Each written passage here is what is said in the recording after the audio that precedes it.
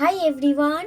আগের পার্টে তো দেখলেই যে বিদায়ের পর আমরা ঘুরতে বেরিয়েছিলাম, মাইথন ড্যাম দেখে চলে এসেছিলাম আমরা বোটিং এর স্পটে। যদিও বা আমরা বোটিং করিনি, তাই আবার টোটো করে চলে এসেছি ভান্ডার পাহাড়ে। প্রায় 300টারও বেশি সিঁড়ি বেয়ে উঠে এই শিব মন্দির। ওঠার সময় তো অত বুঝতে পারিনি, মজার ছলে উঠে পড়েছি, কিন্তু 200টা সিঁড়ি পার করার পর উঠতে একটু কষ্ট হচ্ছিল।